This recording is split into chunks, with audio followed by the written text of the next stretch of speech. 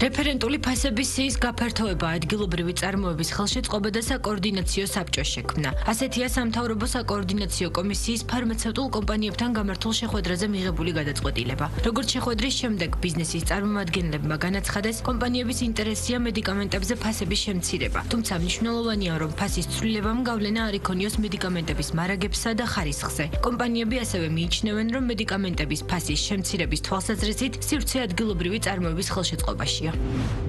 ბანკებმა 2025 წელი რეკორდული წმინდა მოგებით დაასრულეს. წლიურად ზრდა კი 7%-ია. ეროვნული ბანკის მიერ გამოქვეყნებული მაჩვენებლების მიხედვით 19 ბანკიდან გასული წელი მოგებით 15-მა დაასრულა. 4 კი ზარალზეა. მომგებიანი ბანკების პირველ სამეულში ტრადიციულად სისტემური ბანკებია. ზარალზე კი ციფრული ჰეშბანკი და პეისერაა. ზარალზეა VTB და სილკბანკიც.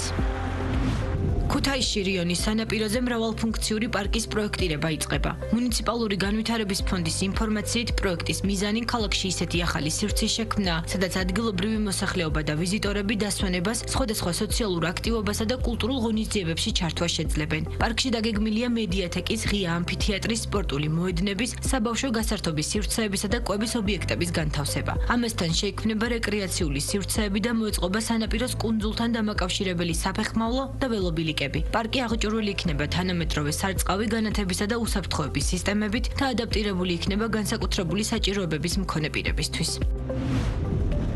მრავალწლოვანი ბაღების გაშენებით დაინტერესებულ ფერმერებს პროგრამაში დანერგე მომავალი მონაწილეობისთვის განაცხადების შეტანა 28 თებერვლის ჩათვლით შეეძლებათ. პროგრამის ფარგლებში სოფლის განვითარების სააგენტო ბაღების კომპონენტის ფარგლებში შესაძენი ნერგების ღირებულების მაქსიმუმ 70% დააფინანსებს. რაც შეეხება წვეთოვან სარწყავ სისტემას, 9 ჰექტარზე თანადაფინანსება ღირებულების 50%, მაქსიმუმ 1250 ლარი იქნება. სასოფლო-სამეურნეო კოოპერატივებისთვის გამყოფი ხაზის მიმდებარე სოფლებისა და მაღალმთიანი დასახლებების შემთხვევაში კი თანადაფინანსების წილი 10%-ით მაღალია. პროგრამაში მონაწილეობა ერთ პირს რამდენჯერმე შეუძლია, თუმცა მიღებული დაფინანსება ჯამში არ უნდა აღემატებოდეს 500,000 ლარს. ლურჯი მოცვის შემთხვევაში კი 750,000. ქართული სტარტაპი Tasty, რომელიც გაცნობის ორიგინალურ აპლიკაციას წარმოადგენს და ადამიანებს გასტრონომიული გემოვნების მიხედვით აკავშირებს, საერთაშორისო ბაზრებზე ფართოვდება. სტარტაპი, რომელიც უკვე აქტიურად ოპერირებს ნიუ-იორკსა და ბერლინში, აზიური ბაზრის კონკრეტულად კი სამხრეთ კორეის დატესტვას იწყებს. სტარტაპის წლევანდელ გეგმებშია აპლიკაციის განახლებაც, კერძოდ თუ ახლა Tasty ერთმანეთთან ორ ადამიანს აკავშირებს, სულ მალე მას ნადიმის ფუნქციაც დაემატება და უფრო მეტ ადამიანს ექნება ერთად შეკრების შესაძლებლობა. Tasty 3 წლის წინ შეიქმნა, ამ ხნის განმავლობაში კი სტარტაპს 200,000 ევროზე მეტი ინვესტიცია აქვს მოზიდული და საშუალო თვიური მაჩვენებლით 60,000-ზე მეტ აქტიურ მომხმარებელს აერთიანებს. 50 წლიანი პაუზის შემდეგ ინდოეთმა და ევროკავშირმა თავისუფალი ვაჭრობის შესახებ შეთანხმებას მოაწერეს ხელი. შეთანხმების დედაწოდებული დოკუმენტი ახალ შესაძლებლობებს ქმნის როგორც ევროკავშირის, ასევე ინდოეთის 1,5 მილიარდიანი მოსახლეობისთვის. დოკუმენტის სამართლებრივი დაზუსტება 5-6 თვეს გასტანს. ინდოეთის მთავრობა კი ელის, რომ შეთანხმება ძალაში 1 წელში შევა.